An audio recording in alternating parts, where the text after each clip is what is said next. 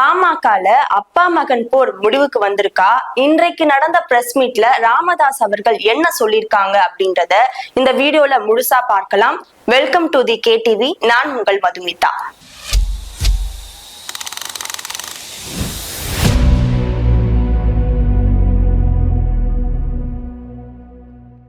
வீட்டுல மட்டும்தான் அப்பாக்கும் பிள்ளைக்கும் சண்டை வருமாங்க? கட்சியாவே இருந்தாலும் அப்பாக்கும் பிள்ளைக்கும் 7ஆம் பொருத்தம் தான் அப்படின்றத பாமக கட்சி தலைவர் ராமதாஸ் அவர்களும் அவங்க மகன் அன்புமணியும் நிரூபிச்சுட்டு இருக்காங்க அப்படின்னு தான் சொல்லணும். ஏன்னா கடந்த சில மாதங்களாகவே 2 பேருக்கும் நடுவுல ஒரு பெரிய போரே போயிட்டு இருக்கு. அது என்னதான் போருன்னு தெரியாம சில ஜாம்பவான்கள் எல்லாம் சமாதானம் பேச போய் கடைசியில நோஸ் கட்டு தான் வாங்கிட்டு வந்திருக்காங்க. ஏன்னா ராமதாஸ் அவர்களும் அவரோட முடிவுல உறுதியா இருக்காராம், அன்புமணியும் அவரோட முடிவுல இருந்து இறங்கி வரல. அதனால அவங்களுக்குள்ள நடந்த சமாதான பேச்சு எல்லாமே டிரால தான் முடிஞ்சிருக்கு அப்படின்றத போன செய்தியாளர்கள் சந்திப்புல ராமதாஸ் அவர்களே சொல்லியிருக்காங்க. சரி, என்னதான் அவங்களுக்குள்ள பிரச்சனை அப்படின்னா, அன்புமணி அவர்கள் நான் தான் கட்சியோட தலைவரா இருப்பேன், அப்பாக்கு வயசாயிடுச்சு, வீட்டுக்கு போய் ரெஸ்ட் எடுக்கட்டும் அப்படின்னு சொல்றாரு. ஆனா ராமதாஸ் அவர்கள் என்னங்க வயசாயிடுச்சு, 85 ஒரு வயசு வெறும் எண்ணிக்கைக்கு மட்டும்தான், மனசுக்கு இல்ல அப்படின்னு சொல்ற மாதிரி இப்ப வரைக்கும் அப்பாயின்மெண்டே இல்லாம நான் மக்களை சந்திச்சுட்டு இருக்கேன். எந்த ஒரு போன் காலா இருந்தாலும் நான் தான் எடுத்து பேசுவேன்.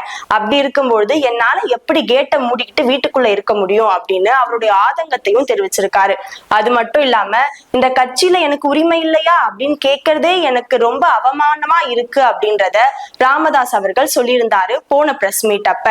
அப்பா நம்ம மேல செம்ம கடுப்புல இருக்காரு அப்படின்னு தெரிஞ்சுக்கிட்ட அன்புமணி அவர்களும் அவருக்கு ஐஸ் வைக்கிற விதமா தந்தையர் தினத்தன்னைக்கு பகிரங்கமா மன்னிப்பு கேட்டிருந்தாரு.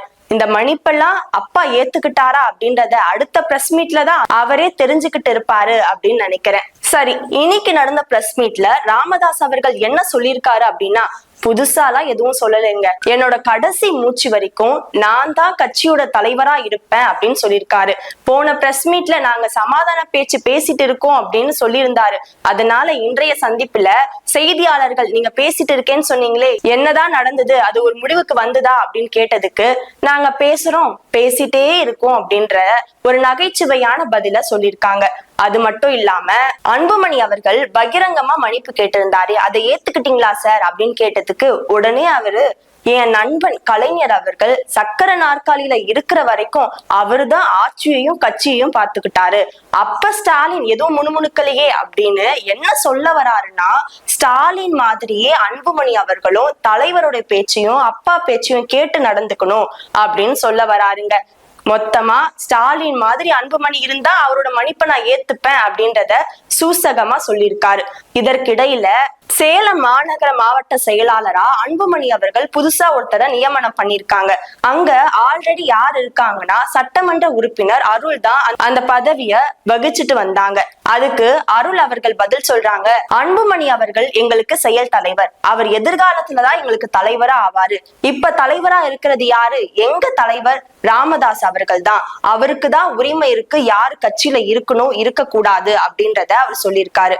அது மட்டும் இல்லாம அப்பாவும் மகனும் ஒருத்தரை நியமிக்கிறாங்க, ஒருத்தரை நீக்கிறாங்க, ஒருத்தரை நியமிக்கிறாங்க, ஒருத்தரை நீக்கிறாங்கன்னு சொல்லி அவங்களுக்குள்ளேயே நீயா நானா போட்டியே போட்டுட்டு இருக்காங்க.